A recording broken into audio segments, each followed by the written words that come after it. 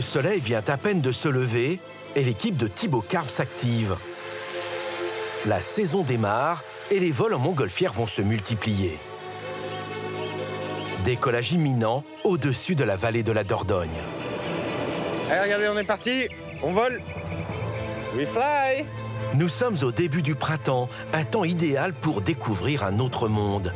La Dordogne, c'est une gigantesque oasis avec ses forêts qui couvrent 44% du territoire.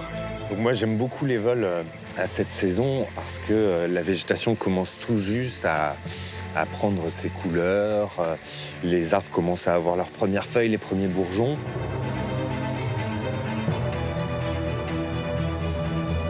La nature se réveille et Thibaut est aux premières loges. Ici, c'est un site classé Natura 2000.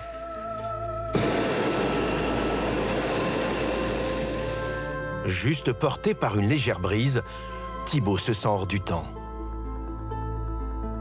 Tous les jours, c'est différent, donc c'est une nouvelle aventure, c'est des couleurs, des lumières différentes, une végétation qui évolue aussi au fil des saisons.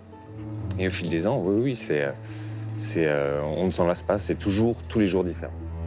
Sauf que le changement climatique rebat les cartes. Si vous regardez en dessous de vous, on a beaucoup de châtaigniers, mais de moins en moins. Et vous avez une bande blanche là-bas, si vous la voyez un petit peu, cette bande. Tout ça, c'est du châtaignier qui est mort sur pied.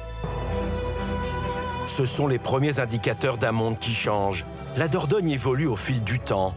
La vallée et ses châteaux installés sur des pitons rocheux sont aujourd'hui plus vulnérables. C'est pas compliqué de faire tomber quelques blocs. Un petit coup de marteau et ça tombe. Belle et fragile, la roche calcaire fait partie de l'ADN du pays, comme les grottes, nombreuses et spectaculaires. La plus emblématique, la grotte de Lascaux, interdite d'accès et sous haute surveillance. Elle pourrait aussi subir les effets du réchauffement planétaire qui pourrait bouleverser la richesse de ce territoire gourmand. Donc on a de quoi être inquiet pour les mois qui viennent.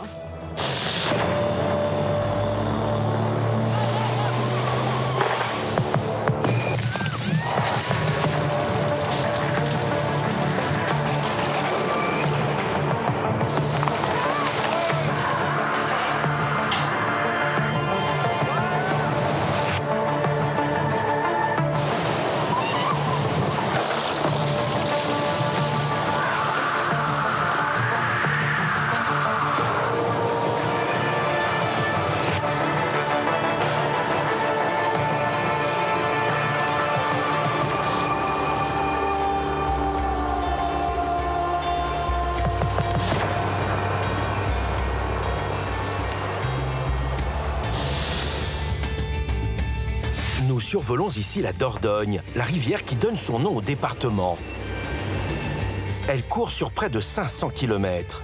Donc on a la Dordogne qui vient serpenter au milieu de ces falaises de calcaire. Ça fait comme des grands méandres. Finalement, partout où on va poser nos yeux, eh ben, on va pouvoir observer des belles bâtisses, un château, un petit manoir, un petit hameau. Donc on a un vrai patrimoine architectural ici. La conséquence, c'est ce qui fait d'ailleurs que la Dordogne est une destination touristique très prisée. Paysage vallonné, sans la moindre autoroute pour défigurer les lieux. 3 millions de touristes chaque année découvrent les merveilles qu'offre ce territoire entre ciel et terre, falaises et rivières. Décor majestueux pour les plus grands films de cap et d'épée, comme le château de Bénac. Oh là là là là, c'est impressionnant. J'en profite pour faire des photos aussi. Anne-Marie Cocula n'est pas une touriste comme les autres. Si elle embarque sur cette gabarre, c'est pour illustrer son travail d'historienne. Le Périgord n'a aucun secret pour elle. Je ne connais pas de site aussi beau, aussi étonnant, aussi dressé vers le ciel, et en même temps où la nature, sous la forme de la falaise, est en harmonie avec l'architecture. Un coup de foudre pour ces lieux et l'histoire de la Dordogne qui traverse 6 départements avant de se jeter dans l'océan Atlantique. Tout au long de ses rives, des paysages à couper le souffle. La Dordogne, elle fait la richesse de ces lieux, aujourd'hui sur le plan touristique, assurément, mais avant d'être un paysage, c'est une voie de circulation qui, depuis la préhistoire jusqu'au milieu du 19e siècle, permet d'échanges primordiaux, à savoir le sel venu de l'océan Atlantique, et les bois et le vin descendus du Haut-Pays, descendus d'Auvergne, descendus du Limousin, qui font d'elle une artère marchande et vitale. Remonter le fleuve dans le sillage d'Anne-Marie Cocula, c'est feuilleter les pages d'un livre d'histoire, avec ses guerres et ses révoltes paysannes. Si les châteaux et les grandes demeures rappellent le Moyen-Âge ou la Renaissance, c'est le train qui ouvre ce territoire à son histoire bien plus riche et lointaine. Alors, la ligne de chemin de fer, elle arrive dans la seconde moitié du 19e siècle, dans les décennies 1850-1870. Et elle va ouvrir et faire découvrir dans la région tout près d'ici la préhistoire, puisque les premières grandes fouilles préhistoriques datent justement de la construction de la voie ferrée. Le train va désenclaver le Périgord noir. Les touristes affluent. La terre, aux 10 001 châteaux, bastides et forteresses, devient un site incontournable. Perché sur les hauteurs, on pourrait croire le château de Beynac invulnérable. Et pourtant... Lorsque je regarde la falaise, je suis étonnée par cette fragilité qui supporte cette masse castrale, la masse du château, et aussi qui abrite le village. Est-ce que cette solidité ne cache pas une fragilité interne, camouflée, clandestine, qu'il faut regarder avec beaucoup d'attention? Une vue vertigineuse avec une demi-douzaine de cordistes accrochés au flanc de la falaise, qui est de plus en plus fragile. Le temps et le changement climatique jouent contre elle. Il faut surveiller le moindre craquement, éviter à tout prix la chute de pierre sur les maisons qui se trouvent juste en contrebas. Écoutez, sonder la roche, c'est le travail de ces spécialistes des chantiers en hauteur. Sensibiliser les acteurs locaux, les élus, les populations, c'est la mission que s'est donnée Anne-Marie Cocula, l'historienne qui pense à l'avenir. Mon souci primordial, c'est de sauver ces lieux, de les préserver, de les léguer aux générations qui viennent, de leur expliquer pourquoi, comment on les a protégés et pourquoi, finalement, on a été aussi, pendant des décennies, les artisans de leur dégradation. Cette dégradation, l'historienne n'est pas la seule à en parler. À son chevet, ils sont nombreux.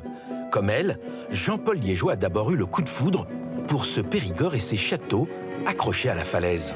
Ce qui est formidable dans cette région, c'est que ce n'est pas un endroit particulier au milieu de rien. Il y a beaucoup de petits villages qui ont des caractéristiques très jolies avec toujours ces maisons en pierre, ces lauses, ces tuiles. Et c'est le Périgord noir dans toute sa splendeur. C'est une des causes de mon installation dans la région. C'est cette beauté et cette sérénité qui s'en dégage. Jean-Paul est belge. Il s'est installé dans la région il y a une vingtaine d'années. Géologue, il s'est très vite passionné pour l'histoire géologique des lieux. Pour lui, ce qui fait aussi la beauté de la vallée et ses villages, c'est leur vulnérabilité. La commune de La Roque-Gajac en est un symbole. Alors, nous voici devant le monument du grand éboulement de 1957 de La Roque-Gajac et qui a fait 3 victimes. Heureusement, la plupart des personnes étaient dans leur champ. Et donc ici, toute cette zone n'a jamais été reconstruite, vu le danger.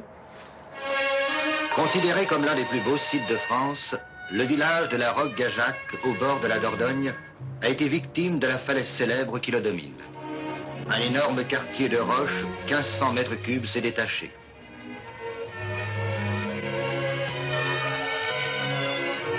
Sept maisons ont été écrasées. Ce n'est qu'avec une extrême prudence qu'on a pu procéder au déblaiement des décombres sous lesquels sont restés 3 cadavres. 10 maisons ont été évacuées et La Roque-Gajac vit sous la menace. On peut se rendre compte de cet éboulement également sur cette photo avec la route de l'époque, le gare champêtre, le château de la Malartrie en arrière et tout ce grand éboulement. C'est dangereux de rester ici ? Non, pour l'instant, il fait sec, il fait beau, donc il y a peu de risque d'éboulement. Le grand danger de l'éboulement, c'est quand il y a beaucoup d'eau, donc lors ou après un gros orage. C'est à ce moment-là que le risque est le plus important. La falaise culmine à plus de 25 mètres au-dessus des premières maisons. En 1920 déjà, des roches s'étaient détachées sans faire de victimes.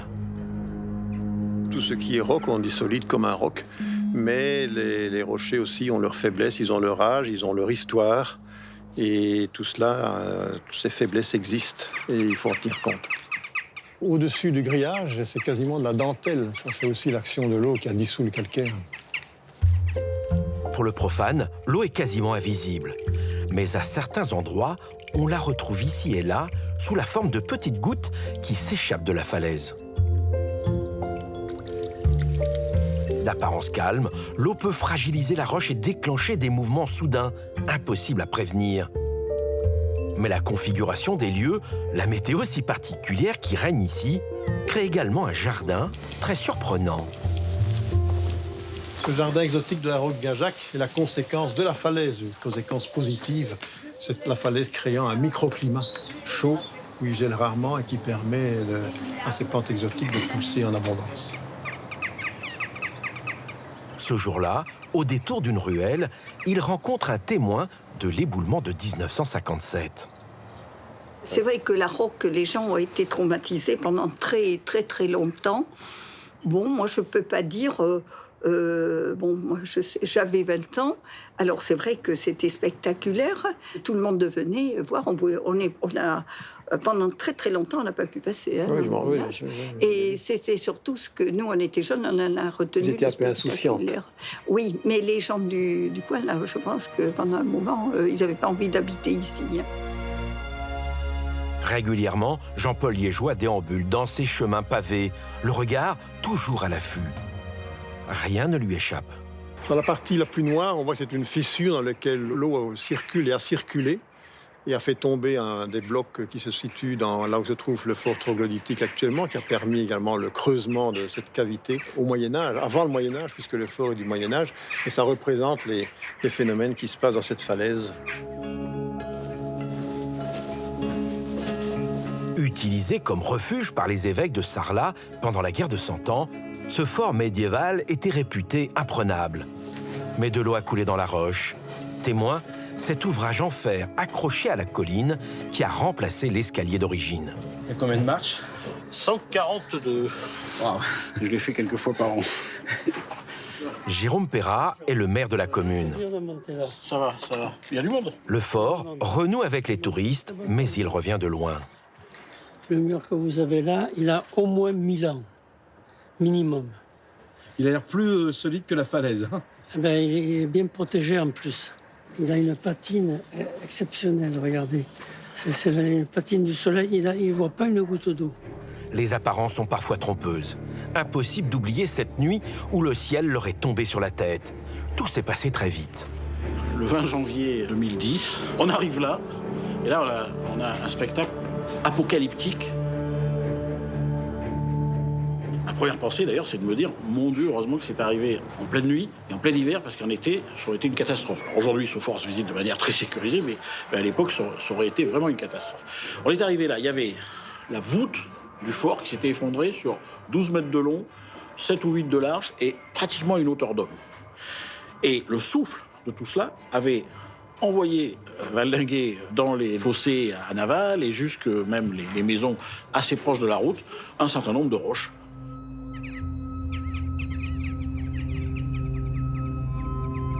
5 longues années avant que le chantier ne démarre. 350 mètres cubes de roches à déblayer. Il faudra attendre 5 ans pour purger totalement le site de cette masse de rochers effondrés. On se retrouvait avec le chemin, la corniche la plus haute de visite de notre village, celle qui permet une visite circulaire, qui était fermée, qui a été fermée pendant 5 ans. De janvier 2010 jusqu'au printemps 2015, où on a enfin fini ces travaux. Entre-temps, il y avait un filet qui avait été posé par les services de l'État, qui ont fait leur boulot de mise en sécurité, mais qui n'ont pas pu faire les travaux. Après le chantier, un nouveau propriétaire relance l'activité.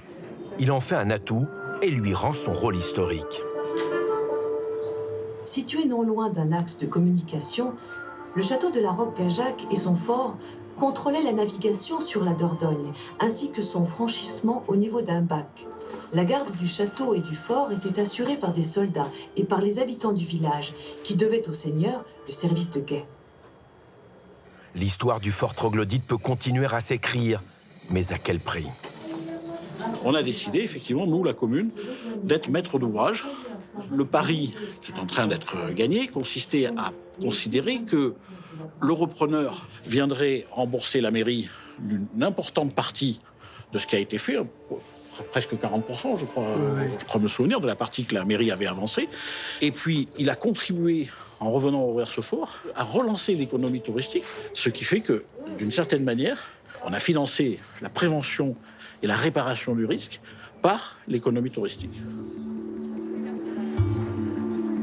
Grâce au tourisme qui a repris très vite et plus fort, les caisses de la commune sont pleines. Une assurance tout risque, ou presque, car la menace reste omniprésente. Alors, vous voyez ici, place de la mairie. Si vous levez la tête, là-haut, on a une vire, une roche qui est assez menaçante. Elle a été sécurisée en partie sur son flanc gauche, mais on a vraiment à revoir et remonter là-haut dans quelques mois pour, en termes de prévention, regarder si tout va bien et éventuellement décider de travaux. Classée parmi les plus beaux villages de France, la Roque-Gajac reste aussi l'un des plus vulnérables.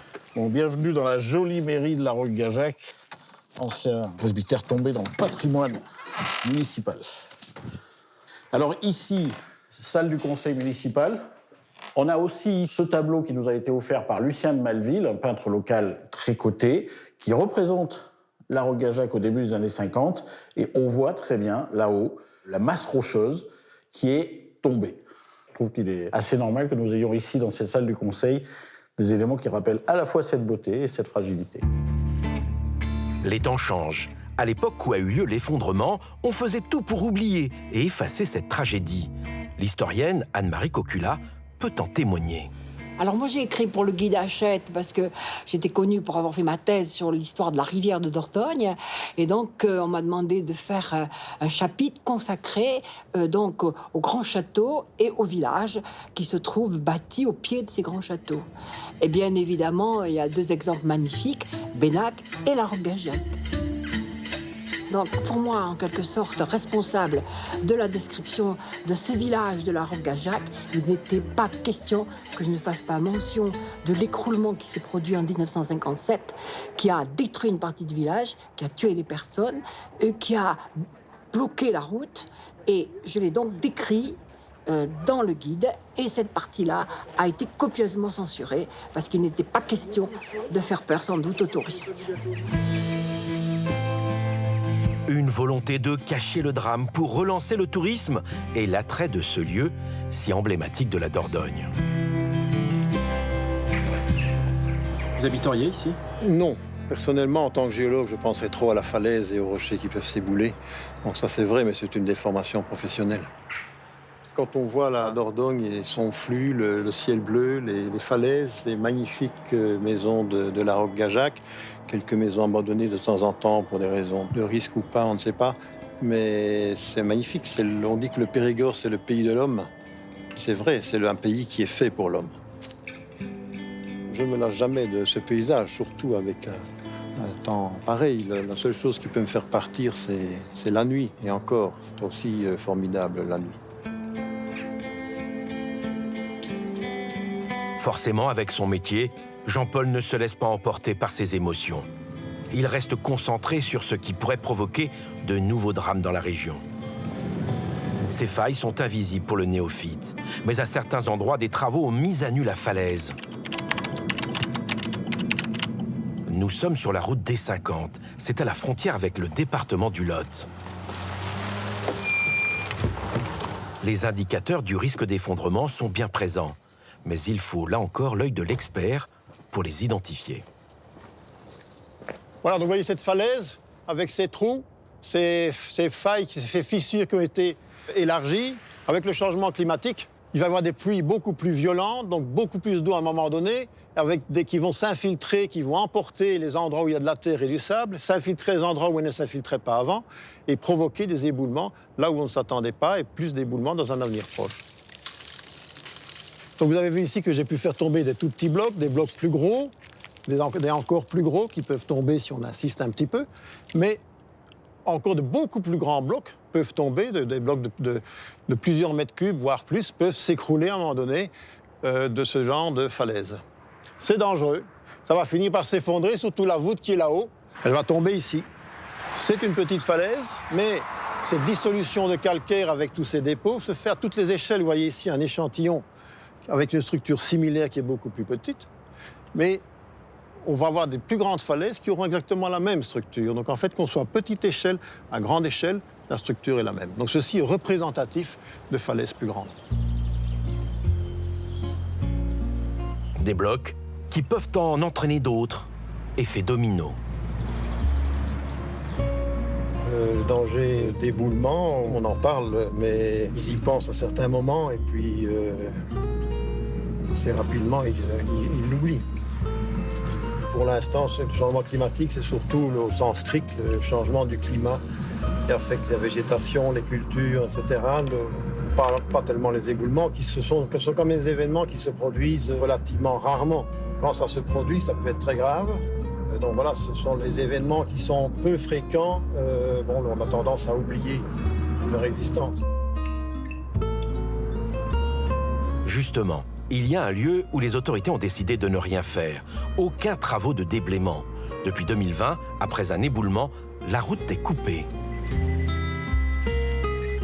Il y a eu un premier éboulement a eu lieu il y a quelques années maintenant. Bon, voilà, ici, ce sont des petits débris qui sont assez faciles à dégager, bien entendu. Mais rien que ça peut déjà provoquer des soucis à quelqu'un qui passe à pied ou à cycliste. Donc ici, voilà un bloc de plus grande taille qui est tombé sur la route en provenance de la paroi que l'on peut voir ici plus haut. Donc la pente est relativement forte avec quelque chose qui n'est pas très stable. Et donc inévitablement, ce qui est en haut a tendance à venir en bas. Impossible de franchir cette zone où la nature reprend ses droits. Pourtant, ils sont nombreux à vouloir l'emprunter chaque jour. Des touristes français comme ici, des Hollandais un peu perdus. Sylvain, tu peux l'aider, ça, Dutch? Ah ben, il tourne. Ils savent pourtant que la route, elle est barrée puisqu'il y a le panneau là-bas. Mais non, ils s'engagent tous. Et quand ils arrivent là, ils ont des difficultés énormes à tourner. Et vous savez des fois ce qu'ils nous disent? Ben oui, mais on était engagés et puis le GPS, il nous conduit là. Mais une route barrée, c'est une route barrée quand même.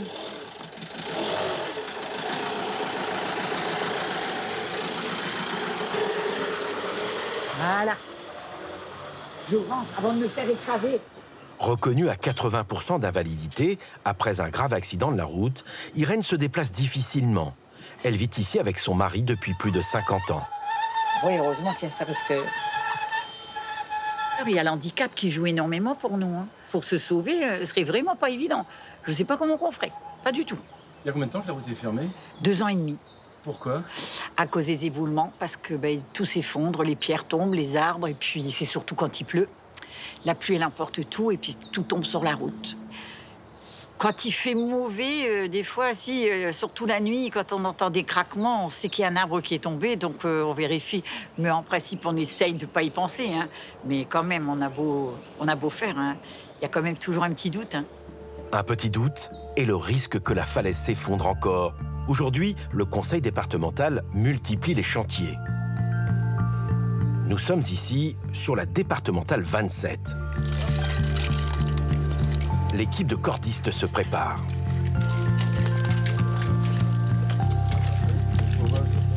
Charlie, tu montes directement sur tes 2 cordes? Oui, là. Là, les cordistes sont en train de remonter au-dessus de la zone sécurisée pour passer derrière et venir débroussailler la végétation qui s'est accumulée au cours des années. L'enjeu sur ce front rocheux qui surplombe cette route, c'est vraiment d'estimer le risque qu'un bloc rocheux vienne s'effondrer sur la chaussée. Il y a eu des effondrements relativement importants ici, il y a un certain temps, sur la route ou juste avant. Donc on voit toujours très bien ces loups de glissement et donc ce sont des zones où l'eau s'écoule et par conséquent où le risque est quand même relativement élevé d'avoir d'autres chutes. Donc le fait de dégager la falaise est essentiel pour faire un diagnostic efficace.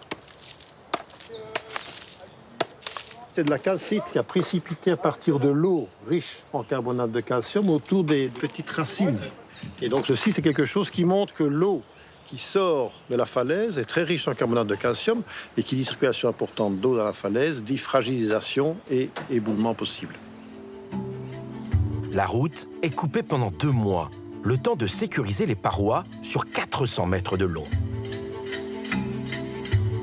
depuis quelques années. Avec la sécheresse et les pluies subites, on constate des déstabilisations de sol qui sont de plus en plus fréquentes et des demandes de travaux de cette nature qui sont de plus en plus fréquentes également. Le carnet de commandes de Roman ne désemplit pas. Seuls des spécialistes peuvent réaliser ce type de mission délicate. Une des contraintes qu'on trouve très régulièrement sur ces travaux en site naturel, c'est la protection de la faune et de la flore. Ici, c'est la protection d'une espèce qui s'appelle la Cilia bifolia. Les ouvriers ont du coup travaillé avec un écologue pour matérialiser les zones sur le chantier à ne pas impacter pendant la durée des travaux. On est derrière toi. Chacun sait ce qu'il doit faire. Le cahier des charges est très rigoureux.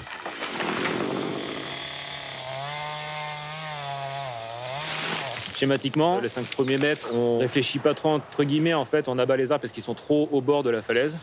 Et sur les 5 mètres suivants, là, on fait une sélection d'arbres et un abattage raisonné, on va dire, pour garder les arbres de bonne qualité, qui ne sont pas affectés par des maladies ou mécaniquement qui ne sont pas défectueux. On essaie quand même de juger sur la qualité, entre guillemets, de l'arbre par rapport aux éventuelles maladies, aux soucis mécaniques qu'il pourrait y avoir. Le géologue en profite pour nous montrer l'extrême fragilité de ces parois. C'est pas compliqué de faire tomber quelques blocs. Un petit coup de marteau et ça tombe. On entend ici, c'est raisonnable. Ici, ça résonne creux. Donc derrière ce bout de calcaire, il y a une faille, une fissure avec du vide. Donc l'eau peut circuler. Et à terme, ceci va tomber. Calcaire gréseux, compact, solide, semble parfait. On le retourne, karst, creux, vide, l'eau circule, effondrement potentiel. En France, il n'y a pas de département mieux placé pour témoigner de l'action de l'eau sur la roche calcaire. Les grottes se sont formées suite à l'érosion de la roche par l'eau. C'est ainsi que les hommes ont pu se mettre à l'abri des intempéries. Et il y a 20 000 ans environ, ils ont surtout créé ce que les experts appellent la chapelle Sixtine de la préhistoire. Ce sont 4 jeunes qui la découvrent au début de la Seconde Guerre mondiale. C'est la légende d'un trésor qui les pousse à explorer. Tout ce qu'ils trouvent, c'est un trou. Groupés autour de la lumière, ils avancent et arrivent jusqu'à l'endroit où je me trouve. Et là seulement, la lumière éclaire le mur. Et juste à côté, là, il y a une vache.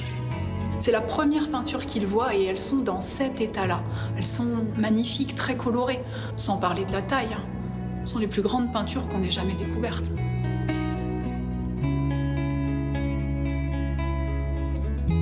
C'est Marcel qui travaillait ici en tant que guide, qui a vu les premières dégradations apparaître dans la crinière d'un cheval. Des petites mousses vertes, puis ensuite des petits points blancs. Enfin, il fallait arrêter. Pour l'humanité, ça aurait été une perte terrible. On ne pouvait pas prendre le risque. En 1963, le ministre de la Culture de l'époque, André Malraux, interdit l'accès à Lascaux. Aujourd'hui, le public ne peut voir les répliques que dans cette grotte reconstituée à l'identique. La grotte de Lascaux n'est pas très loin. Muriel Mauriac, en tant que conservatrice, possède les clés.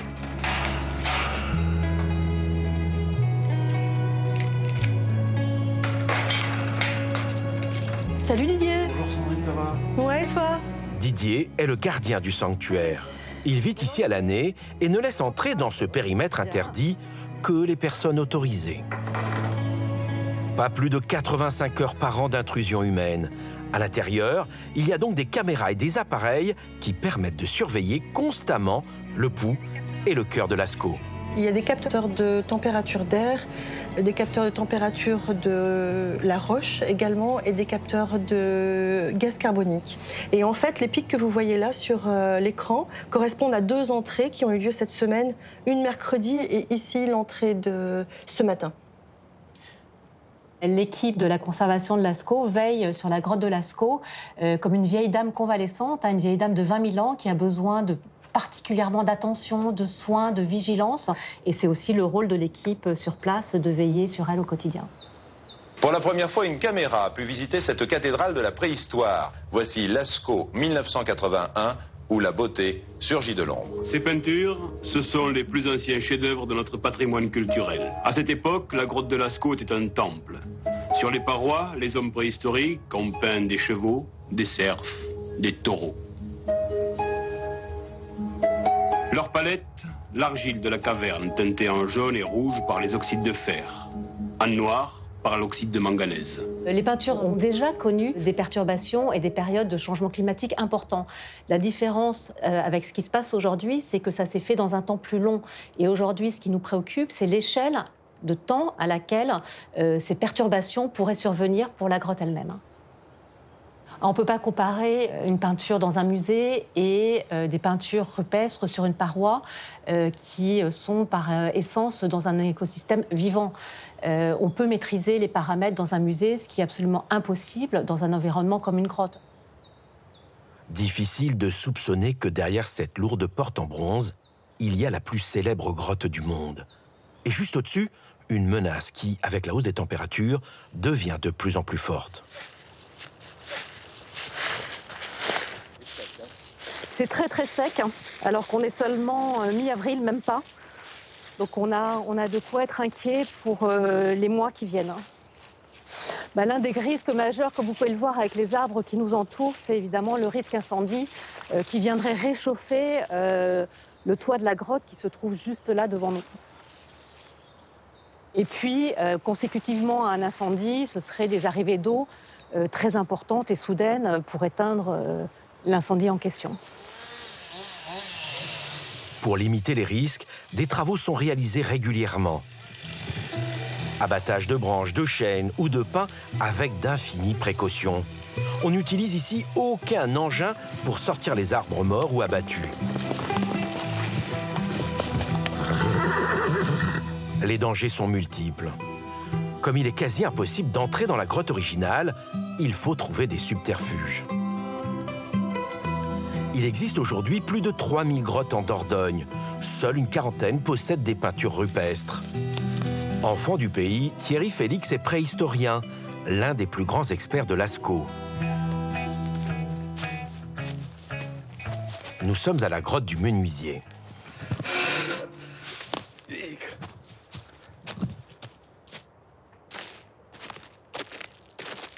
Bon, là, il faut mettre un petit peu de lumière si on veut continuer.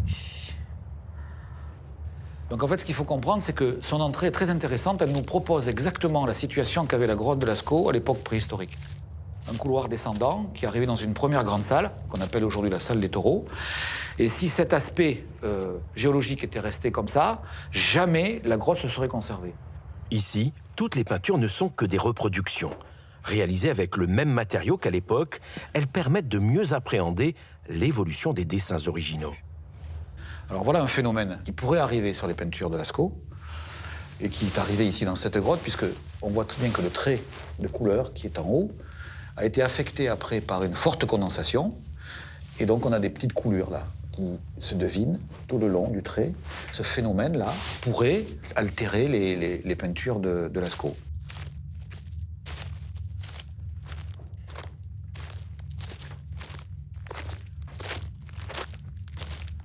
C'est surtout l'épiderme, en fait, des peintures qu'il faut surveiller. Pour qu'elles redeviennent autonomes, qu'elles se stabilisent, il faut que le différentiel entre la paroi et l'air soit le moindre possible. Sinon, si on a un écart trop grand, le fait d'y rentrer provoque de la condensation et altère directement le support. Pédagogue, Thierry Félix pense que pour mieux protéger la grotte et ses trésors, il faut rappeler la manière dont l'écosystème de Lascaux a évolué au fil du temps. Alors, en quelques schémas, voilà ce qui s'est passé. Ça, c'est l'époque préhistorique. Ensuite, cette entrée s'est complètement effondrée, c'est-à-dire que son plafond a disparu. Résultat, elle a fini par complètement colmater la cavité, qui est devenue une bulle de mémoire.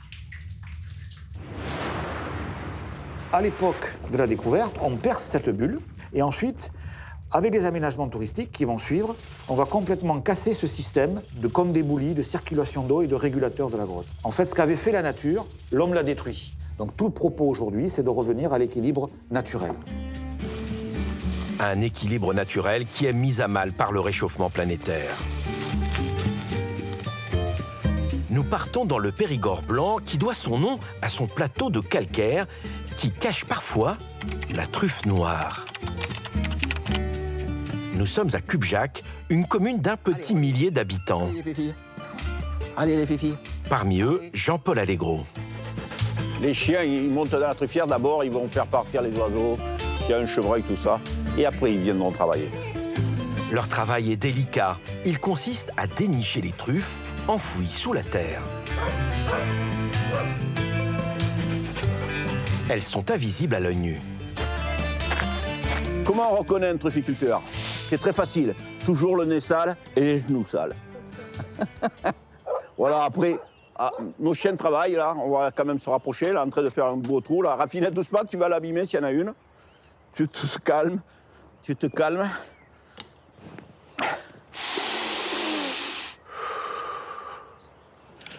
Il me semble que je sens. Attends, ma belle-mère. Ah ouais. L'odeur... Oui, je sens. Ah, ça, c'est toujours la surprise, hein, quand on ne sait pas, quand on cherche. C'est bien. Faut trouver un peu plus gros, hein, les filles, hein, parce que là... Hein, ah, mais elle y peut rien, tu la trouves déjà, après la grosseur. Toute petite. C'est une petite. Toute petite. C'est bien, les filles, quand même. On va aller voir s'il y en a une autre. Il faut de l'expérience et des chiennes aguerries. Allez, Fifi. Raffinette. Je sais pas s'il y en a là-bas, je crois. Ah, il y en a une. Bon. Elle est là-bas. La petite tache. Oh, elle est pas grosse encore. Hein. Faut pas que je la casse. Eh oui, ce serait dommage. Tu vois, plus tu creuses, plus ça s'élargit, donc. Tu vois, elle est un peu profonde, mais... Là, voilà. Voilà. Là, voilà. Oui. Pour une petite truffe, c'est bien. Une petite truffe, c'est pas mal, hein. Oh, les filles. Disais qu'il a trouvé, c'est Raffinette ou Truffette? C'est toi, Truffette? Oui. Il veut plutôt une récompense. Voilà de la Mélanosporum, truffe du Périgord. C'est toujours la surprise, et quand on creuse, on ne sait pas si elle fera 10 grammes ou peut-être autour de 100 grammes. C'est un peu le poids de celle-là, une fois qu'elle sera là. Tu vois, Truffette? C'est le mystère. C'est toujours le mystère de la truffe. Ça fait partie des mystères de la truffe. C'est qu'on ne sait pas le nombre parce qu'elles sont sous la terre et on ne sait jamais le poids qu'elles vont faire quand on va les ramasser. C'est un peu rigolo. C'est un peu le temps de gestation d'un bébé humain, quoi. Il faut à peu près 9 mois entre les naissances et la récolte d'une truffe, quoi. Voilà. C'est pour ça que, bon, entre celles qui naissent et celles qu'on récolte, il se passe plein de choses, du chaud, du froid, beaucoup d'eau, et on en perd énormément, quoi. Un bisou. Cet hiver, les pertes sont considérables. 1/3 seulement de la production de l'année précédente. Nous avons des températures dans la truffière qui est montée à 42 degrés longtemps. Une canicule exceptionnelle. À l'avenir, cela risque de devenir normal. Le changement climatique nous inquiète, mais on n'est pas pessimiste. Donc on peut remarquer que ça ressemble un petit peu plus à un climat méditerranéen. Donc nos collègues méditerranéens ont quand même des truffes. Et on va aller sur des productions plus aléatoires, c'est-à-dire avec des années très sèches comme cette année où il y a peu de truffes, et sans doute avec des années plus propices où il y en aura plus que les autres années. Pour mieux s'adapter au dérèglement climatique, Jean-Paul Allegro plante de nouvelles variétés de chênes, mais pas seulement. Alors ici, on est sur une dizaine d'espèces de variétés d'arbres. Hein. Ça va du chêne vert, chêne pubescent, chêne chevelu, chêne kermès, voilà, noisetier, tilleul, charme, pin noir d'Autriche, cèdre, j'ai un cèdre, voilà. La vigne et la truffe ont toujours été ensemble, pratiquement toujours ensemble. Il ne faut pas oublier qu'ici, nous sommes dans le Périgord blanc, et dans le Périgord blanc, il y avait de la vigne partout. Hein. Sauf qu'en 1864 exactement, je crois, il y a eu le phylloxéra qui est arrivé, et là, malheureusement, les vignes, ils ont été obligés de les abandonner, et puis des arbres se sont mis à pousser, et il s'est trouvé énormément de truffes après, en bordure de vignes, dans les vieilles vignes, tout ça. Et là, des quantités énormes se sont trouvées de truffes. Hein. Les années 1900, c'était le jackpot pour certains agriculteurs. Hein. Nous sommes sur un calcaire jurassique, ici, hein. Un calcaire très dur. Hein. En Périgord, notre calcaire, nous, ici, on construit des châteaux. Hein. Voilà. Cette partie va faire une truffière. Là, il n'y a plus besoin d'amener du calcaire, il y est déjà, hein. On va le broyer, là, puis c'est tout. Hein. Voilà, on va planter, et puis on va attendre une moyenne de 10 ans pour peut-être ramasser des truffes. Avant d'arriver dans les assiettes des gourmands et des gourmets, la truffe doit se faire belle. Allez, on va aller là. C'est le bon moment maintenant. Au marché du Périgord, les truffes sont lavées, brossées pour être mises à la vente. Ça permet déjà de voir la truffe et s'apercevoir si la truffe est saine ou pas, ou si elle est abîmée malheureusement. On va canifer les truffes. Alors, le canifage, on prend une truffe, on va enlever un petit bout. Puis maintenant, parfait. Voilà. C'est quand même l'odeur qui doit nous guider. C'est vrai que l'œil nous attire toujours vers les truffes les plus rondes. Mais le plus important, c'est ce qu'on vend avant tout, c'est du parfum, quoi. Donc c'est l'arôme qui compte avant la forme de la truffe. Aujourd'hui, c'est le climat qui compte et il ne joue plus vraiment en faveur de la truffe du Périgord. Le réchauffement planétaire rebat les cartes et les menus. Aujourd'hui, le patrimoine gastronomique de la Dordogne est plus vulnérable que jamais. Au domaine de Montrecourt, le chef Eric Young a toujours su composer avec la truffe.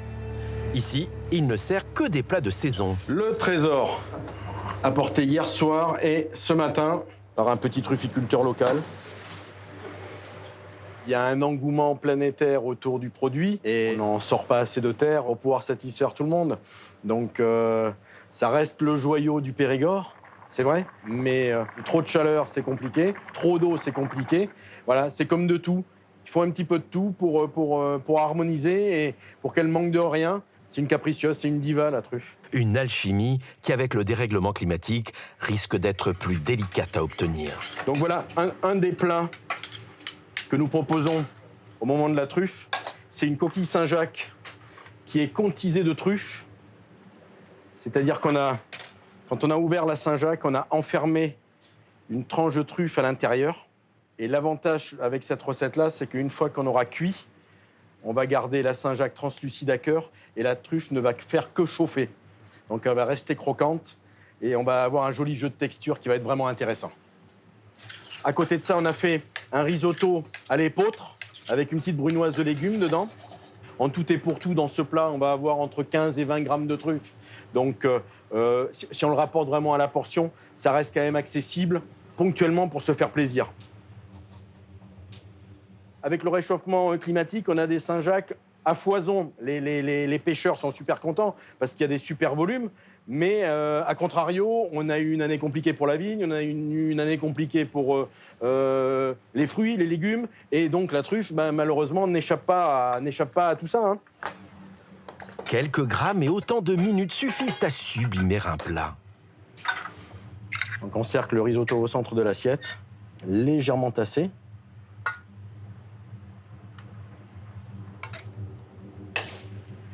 On va disposer les Saint-Jacques dessus.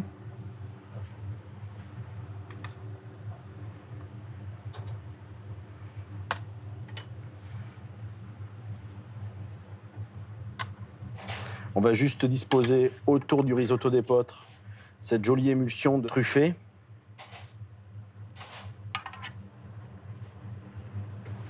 On va venir en quelque sorte tacher l'assiette de copeaux de truffe. Et juste dessus, une jolie truffe bien régulière. Comme ça, on aura vraiment le jeu des contrastes avec la truffe prête à déguster. La personne qui sort de table et qui dit qu'elle n'a pas goûté la truffe, c'est juste pas possible. On ne peut pas faire un menu autour de la truffe et ne pas faire goûter la truffe sous différentes déclinaisons telles qu'on le fait. Dans sa cuisine, le chef n'emploie quasiment que des produits locaux qui font l'excellence du territoire périgourdin. Foie gras, fraises gariguettes ou encore un fruit à la coque, la noix. On la trouve un peu partout dans le Périgord noir et depuis des millénaires. Les premières traces remontent à l'homme de Cro-Magnon. Aujourd'hui, c'est une filière importante, au point d'avoir créé un circuit touristique. On est sur la route de la Noix, dans le nord du Périgord noir, à une dizaine de kilomètres au nord de Sarlat. Pourquoi Périgord noir? Le Périgord noir, c'est dû à la teinte que prennent les chênes verts, qui sont donc des espèces qui ne perdent pas leurs feuilles en hiver. Et donc, quand le temps est bas l'hiver, la teinte des feuilles de chêne vert est plutôt grise. Et donc, ça donne au Périgord des aspects de film en noir et blanc. Un vieux film où cultures et décors paysagers évoluent au gré des années et du climat. Ici, pendant des années, c'est la production de tabac qui a fait vivre de nombreuses familles. Et progressivement, jusque dans la fin des années 2000, il y a eu une mutation très forte vers le noyer. Et aujourd'hui, le noyer prend sa part de richesse dans le territoire et a permis à des familles de se reconvertir totalement pour une agriculture adaptée à sa modernité. Ingénieur agronome, Damien Laméjou travaille pour la coopérative locale. Face au bouleversement du climat, il accompagne de plus en plus les producteurs, comme Arnaud Dubois. Aujourd'hui, le séchoir à tabac qu'utilisaient ses aïeux sert de hangar pour stocker les noix. C'est pas mal. Pour cette année, c'est vraiment joli. Par rapport à l'an dernier, tu te rappelles? Ouais. L'impact de la sécheresse et tout l'année dernière, c'était... Très bonne noix. Très bon goût, très bonne noix de table. La récolte vient de se terminer. D'une année sur l'autre, la météo devient plus capricieuse. C'est bien ça. Donc là, c'est une noix coque franquette. Je vais la casser au maillet de façon traditionnelle pour extraire le cerneau de noix qui est à l'intérieur. Et on voit bien que cette année, c'est grâce à l'irrigation, Arnaud. Tu as pu pallier les caprices de notre climat périgourdin de cet été. Sans ça, on aurait eu des cerneaux atrophiés, des cerneaux sûrement mal remplis, maigres, voilà, sans corps, quoi. Alors que là, on a du croquant, c'est gras, voilà. On a de l'équilibre dans la bouche, donc ça, c'est très important, quoi. En 1999, la Dordogne est frappée par une violente tempête. La moitié des producteurs locaux abattent leurs noyers. L'État accompagne la relance. La famille d'Arnaud plante alors des noyers. Il exploite aujourd'hui une trentaine d'hectares. Il y a un test du bruit quand on passe dans le verger en marchant. Si on entend des craquements assez importants, c'est qu'il reste quand même pas mal de noix par terre. Hein. Même si elles sont sous les feuilles, ça veut dire qu'il y a encore quelques noix à ramasser. Hein. Ah, voilà, hein. On va pas les écraser exprès quand même, mais il y a quand même quelques noix encore. Hein. Pour obtenir une belle récolte, Arnaud a dû irriguer ses noyers car la canicule de l'été dernier ne l'a pas épargné. C'est un système d'arrosage avec des petites gouttes qui nous permet d'arroser tout doucement nos vergers. On essaye de s'approcher au plus près du besoin de la plante déjà. Et en arrosant tout doucement, on fait une pénétration dans le sol qui est très lente. Ça évite des ruissellements, hein. Étant donné qu'on est un petit peu en pente, on risquerait d'avoir de l'eau qui s'évacue dans nos fossés plus que de rester dans nos vergers. Gestion millimétrée, surtout que les prévisions pour les années à venir montrent que les périodes caniculaires vont s'intensifier. Aujourd'hui, on sait qu'il faut être sur le pont et pouvoir arroser nos vergers dès le mois de juin, et ce jusqu'à la récolte des noix à l'automne. Donc on ne peut pas y arroser à tout va durant cette période-là, il faut être le plus efficace possible. Pour mieux s'adapter aux chaleurs qui s'annoncent, Arnaud, avec le soutien de la coopérative, teste de nouvelles variétés de noix. Tu sais, la variété californienne, là, cette année, ça a été, les résultats sont là? Non, ça n'a pas été bon. Ouais. Non. Les maladies qui sont sorties là sur les pluies de juillet, ça a été incontrôlable. Pourquoi faire venir des noix de Californie? Le premier objectif, c'était d'étendre un peu le panel des variétés en France, parce qu'on manquait de diversité, et on cherchait une variété aussi qui pourrait s'adapter au réchauffement climatique. Et qu'est-ce qui s'est passé? Qu'est-ce qui s'est passé? Le réchauffement, certes, il est là, c'est plutôt une sécheresse d'été et des à-coups climatiques un peu brutaux, et qui finalement, dans notre Périgord, ne correspondent pas trop bien à cette variété. Les gelées tardives au printemps, les attaques de champignons un peu fulgurantes l'été, lui sont très défavorables, et malgré le potentiel de la variété qu'on a pu mesurer, le résultat à l'arrivée, il n'est pas bon pour le producteur. Moi, conseiller, je suis comme un agriculteur, je regarde le temps qu'il fait tous les jours et je regarde le temps qu'il va faire aussi en permanence. Donc forcément, ce changement climatique, je l'appréhende de différentes manières auprès des agriculteurs, en essayant d'adapter les conseils qu'on peut leur prodiguer, dans le sens où il faut à la fois s'adapter à ce changement tout en restant raisonné dans les choix techniques que l'on fait au quotidien.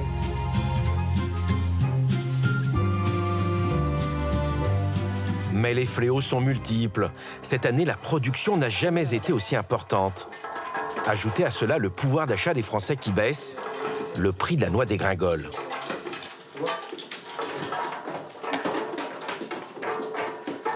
On a une chute de l'ordre de 30 à 40% sur 1 kilo de noix. Le cerneau, c'est pareil, ça suit un peu moins vite, mais on va perdre 20%. Donc de 10 € le kilo, on va passer à 8 €, 7,50 € le kilo. Le cerneau a besoin d'une main-d'œuvre qui, à ce prix-là, est impossible. Autour de la table, 4 générations bénévoles. Des structures comme les nôtres, elles sont pas petites, mais elles sont pas assez grosses pour essayer de pouvoir embaucher, quoi. Donc heureusement qu'on a la main-d'œuvre familiale encore. On se donne des coups de main. Et bien, il y a ma maman, Frédéric Terre, ma voisine, mon grand-père et un arrière-petit-fils. Aujourd'hui, Arnaud sait que la situation devient plus compliquée, d'où une nouvelle activité qu'il développe, une activité beaucoup plus stable. Allez, on va soigner les veaux. C'est parti.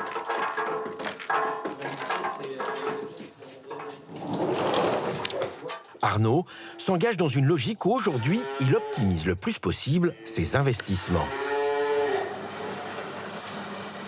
L'objectif est de faire des économies.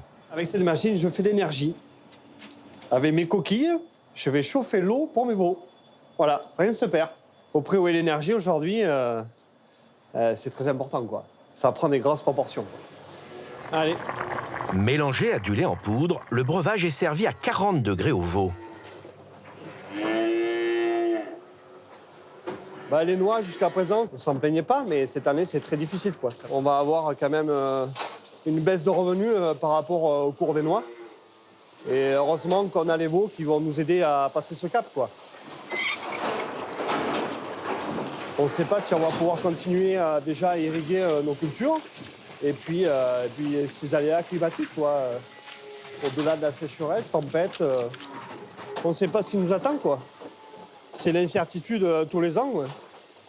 On rebat les cartes. Et puis on s'aperçoit que, pas tous les ans, mais presque, on a un problème, quoi. Si c'est pas la sécheresse, c'est les tempêtes, c'est... Voilà.